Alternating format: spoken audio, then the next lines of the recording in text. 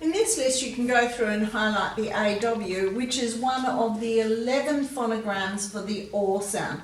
If you read the teaching notes down the bottom, you'll see and hear some of the other ways that we can write the OR sound in words. Now, the thing to remember in this list too is if you have a long vowel sound before an L, you must only put one L after a long vowel sound. And you only put a K after a long vowel sound too, not CK, so just be aware of that. You also have learnt in previous lists that if the base word ends, or part of the word ends with a stop consonant, then you know to add LE after a stop consonant. So D stops as soon as you say it, so we know that's a stop consonant. We've got some compound words down here, so just be aware, and we've added some verb tenses to the end of some of these words too. So let's have a look at what these words mean. So drawl means to speak in a slow or lazy way, that's as a verb, and as a noun it means a slow, lazy way of speaking.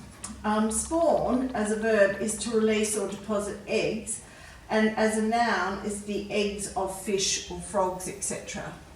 Sprawl is a verb which means to spread out, and it usually indicates a relaxed position. Scrawl is to write in a hurried, untidy way. Squawk is to make a loud, harsh noise like birds make, and it can also mean to complain about something. Flawed means it's an adjective, it means an imperfection, and as a verb it means to weaken. An awning is a material on a frame to protect parts of a building from rain and or sun. Dawdle means to waste time or be slow. An outlaw is a person who has broken the law, and as a verb it means to make illegal. And a coleslaw is a salad made from raw cabbage and other vegetables. Just go through and highlight the AW for the OR sound in these words before you do your cover, write and check. Then down here we want you to write the list word to match the meaning. So we've given you some simple meanings there, and we discussed these on day one. So if you get stuck there, go back to your day one video. Fill in the gap with the missing list word. We need to know that you understand how the word could be used in a sentence. Now down here, this is a revision of there, and there. So be aware that we've given you some hints over here. So take the time to read them. I'll read them through quickly with you now. THERE is the opposite of here.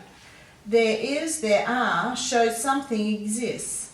Now this one here, THEIR, there, shows possession. So it means something belongs to them, it is theirs. So I've drawn a little person in there for the I before the R to help you remember. It's used before a noun, and it is a possessive adjective. Now they are, you can hear there's nearly 2 syllables in that. Where we've joined the 2 words, they and are together, we've taken out the A and we've put the apostrophe in where the A was. It's usually before an adjective, so they're nice or they are nice, or before a verb ending in ing, such as they are running or they are running. So test time, write the correct answer. You work out which representation of there or there you need to use in each of those sentences to finish them off correctly. As the AW in these words is making the long vowel sound OR, we have to remember that when we're going through the checklist here to work out if we're going to double the last letter when adding to the base word. So let's go through it. To know whether to double the last letter, we have to look at, is it a short word? Drawl, scrawl, squawk, sprawl, and are all 1-syllable words. Dawdle is not. So as soon as you get a no, you know that you're not going to be doubling the last letter on this word because it's got more than 1 syllable in it. Now, but the first four we're still going with. Does it have a short vowel? Well, we know none of these have a short vowel. The AW is making a long vowel sound, so that means we're not going to be adding another L to or a K to the end of these words when we're adding these vowel suffixes on. Now, of course, you wouldn't ever have double K in an English word anyway, so that's quite an easy one. Now, do remember too that if you have a word ending, a base word ending in E, and you're adding ing to it, E goes away when ing comes to stay. And if when you're adding the ED, if the base word already ends in an E, you don't add another E, you simply write the D there.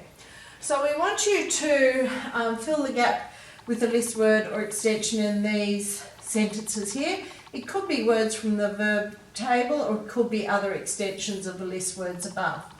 Write the antonym for these words. Antonyms, of course, mean the opposite, and synonyms mean the same. So we've given you some words to find the synonyms for. Then down here we want you to define urban sprawl and then use it in a sentence to show that you really understand its meaning. Or define a fatal flaw and then use it in a sentence. Apostrophes can be used to show contractions or to show possession. So today we're looking at apostrophes to show possession. So one function of apostrophes is to indicate who or what owns or possesses something. So notice who or what is the proprietor, then add the apostrophe S. So if you have a singular base word, remember the apostrophe always goes at the end of the base word and then we add the S. So rearrange the following. The knife belongs to the chef. We're talking about the chef's knife. There's only one chef, so the only reason the S is there is to make that sound right after we've added the possessive apostrophe. The chef knife would sound weird. So we have to, it sounds better to say the chef's knife, and the singular base word is chef, so the apostrophe always goes after that singular base word and then we add the S. So you can work through the other examples there. If a noun already ends in an S, then you add only the apostrophe. So the computer belongs to Lewis would be Lewis's computer. Now it sounds like there's a couple of S's at the end there, but all you do is write Lewis and you put the apostrophe after the S. Now if the noun is plural and ends in an S, then you add only the apostrophe. So the toys belong to the sisters. So we know that if we have a plural noun ending in S, then the apostrophe goes after the base word. The plural noun is the base word, so we put the apostrophe after the S. So on sisters' toys, the sisters' toys, we have to have the apostrophe after that S. Now careful with irregular plural nouns. Even though the word itself may mean more than one, as they don't end in S, you'll need to add an S. So take the irregular plural noun for men. We can't say the truck belong or the firemen truck. We've got to say the firemen's truck. So the plural noun is men, that's the base word. So the apostrophe must go after the base word men, and then we put that apostrophe in, and we're just adding that S there because it sounds right when we're showing possession. The men's truck or the firemen's truck. It belongs to the firemen, but we have to add that S too. Now, if you have a compound noun, you go with the last noun in the group. So with compound nouns, you'll put the apostrophe with or without the S, depending on the case, after the last word for the compound noun. So the party of Meg and Jill, so it would be Meg and Jill's party. Jill would be the base word. We're only adding the S when we show possession, because it would sound funny if you said Mill and Jill party. So it's Meg and Jill's party. The apostrophe goes at the end of the base word. We're not saying that there's lots of Jills, we're saying there's only one. So putting the apostrophe at the end of the base word is telling the reader that there's only one Jill. You can work your way through the rest of those examples. Proofread the following signs. You may need to add, remove, or move an apostrophe. World of Pets, do we need the apostrophe? Is it in the right place? How Brothers Hardware Store, do we need the apostrophe? Is it in the right place? The men's toilet, is the apostrophe in the right place? Do we need it? Same with Lucy's Dessert Cafe. Oh, there's not even an apostrophe in there. Do we need one, and where should it be?